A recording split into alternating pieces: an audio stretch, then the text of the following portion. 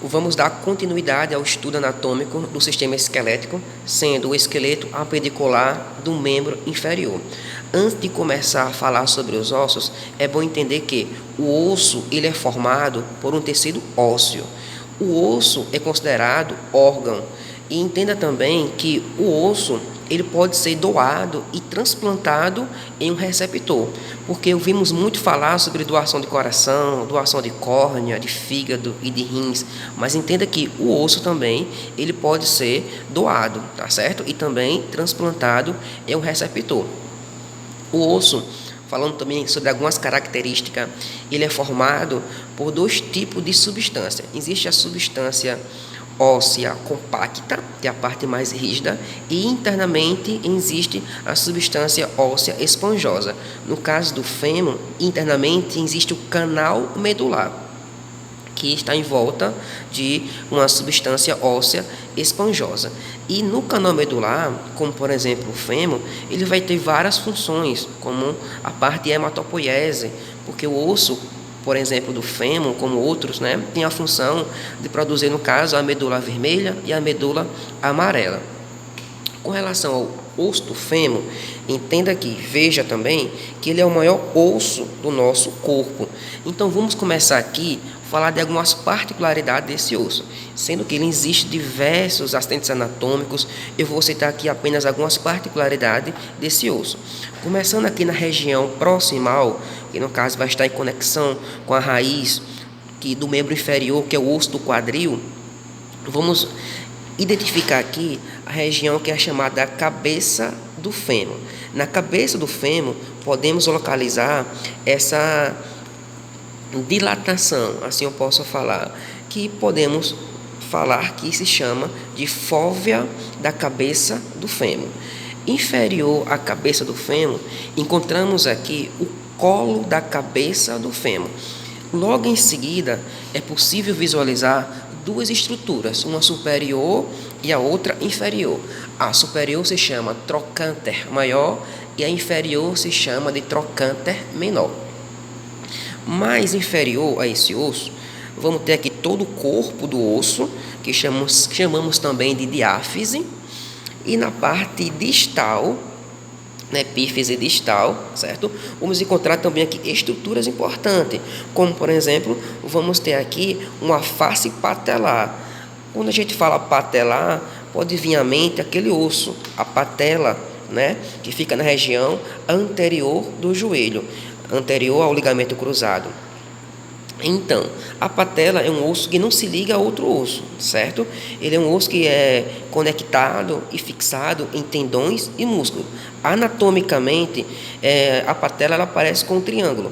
Nesse caso, como tem uma forma triangular, a sua ponta deve estar direcionada para a região caudal, no caso inferior. Dando continuidade ao osso do fêmur, podemos encontrar aqui algumas particularidades que é de relevância clínica e também anatômica. Encontramos aqui duas estruturas, a parte interna, que eu posso chamar de medial, e a parte externa, que eu posso chamar de lateral. Então aqui temos o côndilo medial, porque podemos respeitar a linha mediana, e do outro lado vamos encontrar, vou apontar aqui com o laser, o côndilo lateral. Bem como é possível também aqui verificar o epicôndilo medial e do outro lado o epicôndilo lateral. Se formos virar esse osso para o outro lado, no caso a parte dorsal, vamos também encontrar aqui uma fossa que chamamos de fossa poplítea. É uma região de grande importância clínica, é onde vai se localizar, na verdade, aquela artéria apoplítea que vai ser ramificada a partir da artéria femoral. Então, vamos mais adiante, vamos passar para mais dois ossos. Esses dois ossos fazem parte da perna, também é de importância anatômica e clínica. Temos aqui, no caso, a tíbia e aqui temos a fíbula. A diferença de um para o outro é nítido, que a fíbula ela é mais fina e a tíbia ela é mais calibrosa, é mais espessa, é mais grossa. Temos aqui algumas particularidades, posso falar assim, do osso.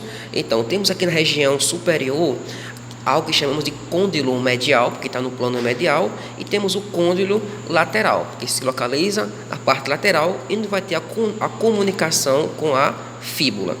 Temos o corpo do osso em si.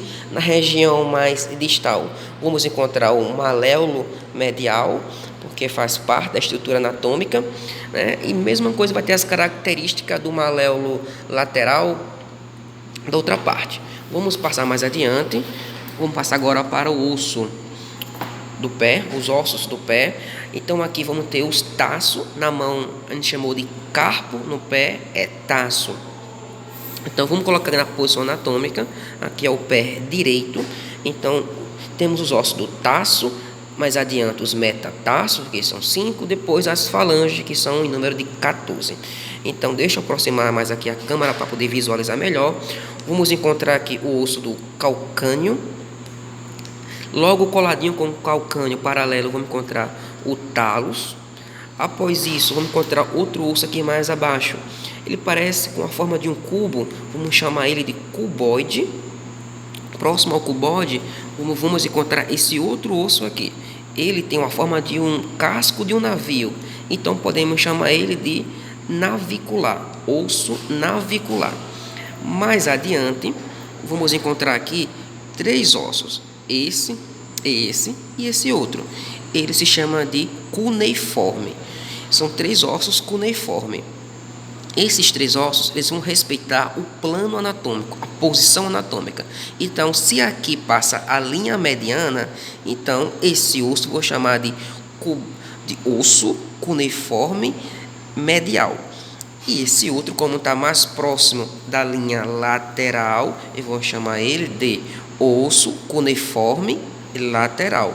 E esse do meio, como ficou entre o medial e o lateral, eu vou chamar de osso cuneiforme intermédio. Mais inferior, eu vou ter 5 ossos do metatarso. Então, tem o primeiro metatarso, o segundo metatarso, o terceiro metatarso, o quarto metatarso e o quinto metatarso. Em seguida, vamos encontrar as falanges, a mesma sequência da mão, em que sempre o primeiro dedo vai ter uma exceção, porque vai ter só 2 falanges, a falange proximal e a falange distal. Em seguida, segundo dedo, falange proximal, a falange média e a falange distal. O próximo, falange proximal, a média e a distal. Proximal, média e distal. E proximal, média e distal. Então, segue a mesma sequência dos ossos da mão. A diferença é que esse primeiro dedo também pode ser chamado de hálux, tá certo? Então, é uma exceção com relação aos demais dedos e o dedo da mão. Tá ok, gente? Então, bons estudos, fique com Deus e um forte abraço.